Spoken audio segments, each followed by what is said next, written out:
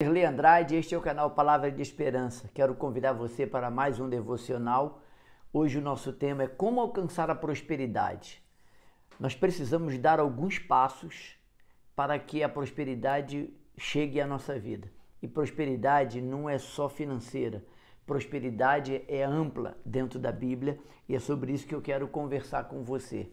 O personagem que eu quero usar é o rei Ezequias. A história dele está narrada em 2 Reis 16 a 20, 2 Crônicas, que é o texto que nós vamos usar, 29 a 31, mas também Isaías, capítulo 36 a 39. Eles narram a mesma emocionante história da vitória de Judá sobre o comando, sobre a liderança de rei Ezequias, que tem como inimigo Senaqueribe, rei da Assíria, que nunca havia perdido uma batalha, um homem profundamente perverso e que desdenhou de Judá sob a liderança de Ezequias. Mas Deus fez prosperar Ezequias e deu vitória a seu povo. Segundo Crônicas 31, versículo 20 e 21, nos dá um resumo de como era o coração de Ezequias com relação a Deus, o seu temor, a sua obediência, o seu desejo de acertar, de santidade. Tudo isso é visto no coração de Ezequias. Por isso Deus o prosperou. Não é incomum que a gente encontre pessoas assim, com esse caráter, com este perfil de rei Ezequias, e que certamente prosperam e fazem muito bem o seu trabalho porque estão debaixo da bênção de Deus.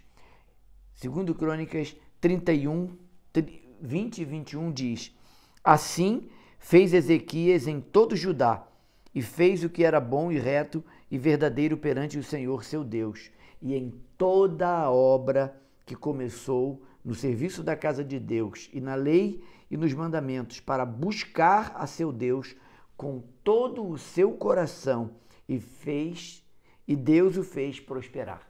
Quando a gente olha o pano de fundo da história do rei Ezequias, é importante lembrarmos, esse é um período em que o reino de norte está já separado do reino do sul. Era um reinado só até o comando de Salomão. Salomão peca e aí há a divisão de reino do norte, reino de Israel, e reino do sul, reino de Judá. Ezequias, ele é herdeiro do trono de Davi. Deus fez uma promessa a Davi que não faltaria sucessor ao seu reino, e essa dinastia durou mais de 400 anos. E Ezequias é um desses reis que faz parte da dinastia de Davi.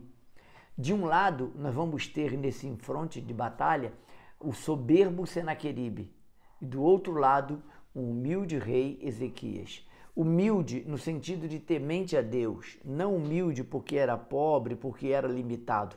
Foi um homem muito corajoso, experiente, um homem que tinha planejamento, e ele assim prosperou porque Deus o abençoou.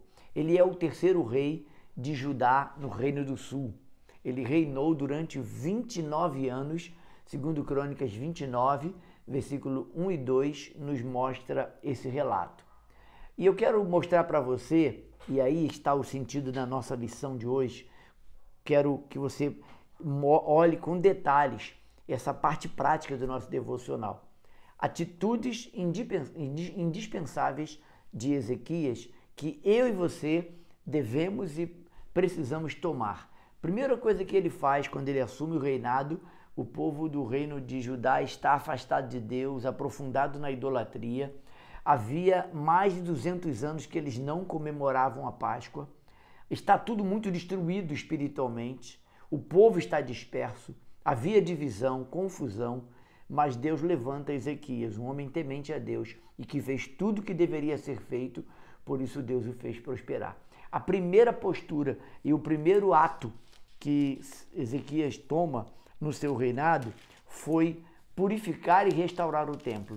Ele pediu, ordenou que os levitas e os sacerdotes restaurassem o templo e purificassem o templo para voltar à adoração a Deus. Versículo 2 do capítulo 29.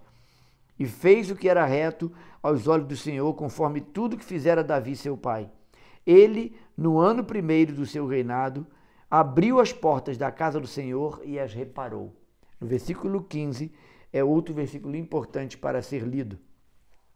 E ajuntaram seus irmãos e santificaram-se e vieram conforme o mandado do rei pelas palavras do Senhor para purificarem a casa do Senhor.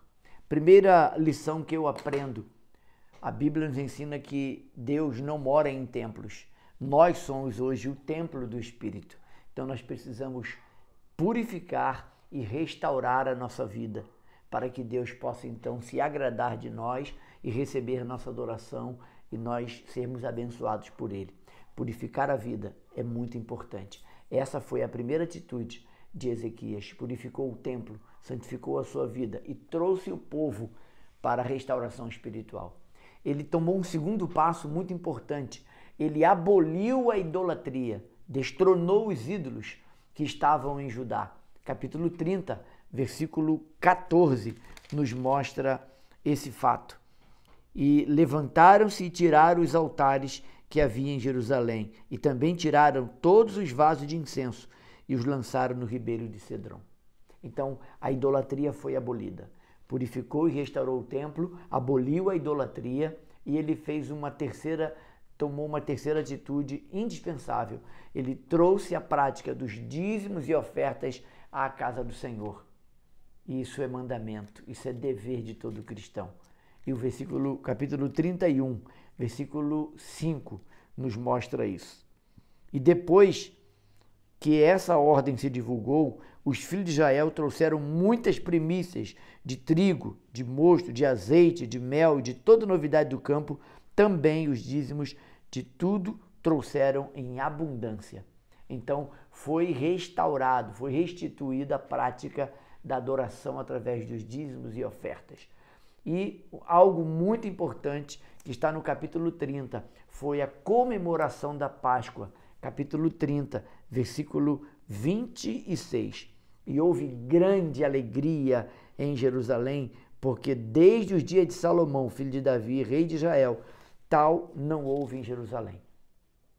Eles se afastaram muito de Deus, foram para muito distante, e essas práticas foram deixadas de lado. Como seria diferente se nós voluntariamente trouxéssemos nossos dízimos e ofertas à casa do Senhor? Quantos obreiros, quantas igrejas estão na penúria, quantas pessoas estão sofrendo bastante necessidades pela falta de fidelidade de cada um de nós. Você quer ser uma pessoa próspera?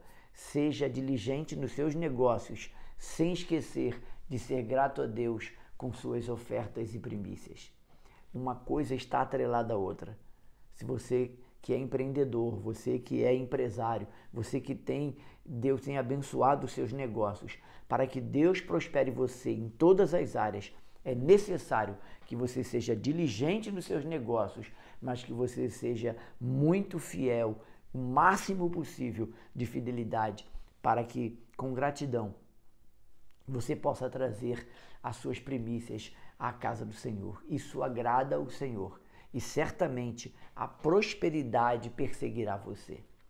A conclusão do nosso devocional de hoje é que a Assíria já tinha levado o Reino do Norte como escravos.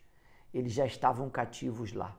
O Reino do Norte afastou-se de Deus muito mais gravemente do que o Reino do Sul, que é Judá.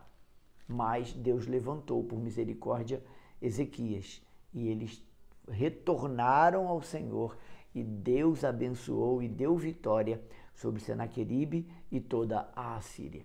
Eles não estavam mais debaixo do jugo do pecado e da idolatria. O que fez a diferença, o que trouxe vitória e restauração foi Ezequias, que trouxe toda a mudança do quadro.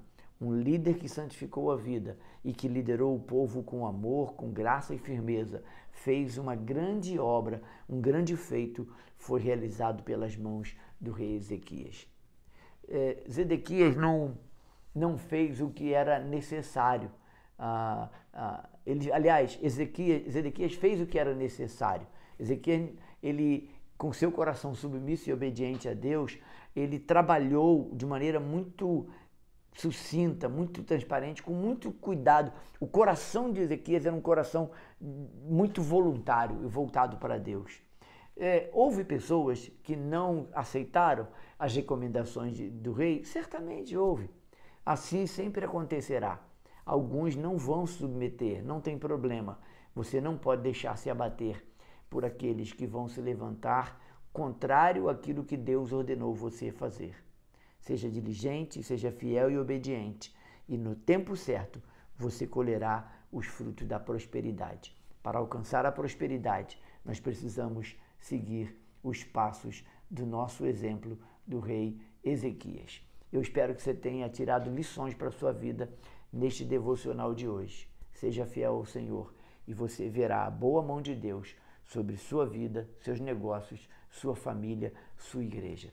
Eu creio que é a obediência que nos levará à santidade. Quanto mais santificado, mais obediente nós seremos. Quanto mais obediente, mais temor será gerado no nosso coração. Eu sou o pastor Vanderlei Andrade, este é o canal Palavras de Esperança e ele existe para abençoar a sua vida. Nos encontramos, se Deus permitir, no próximo episódio. Tenha sempre esperança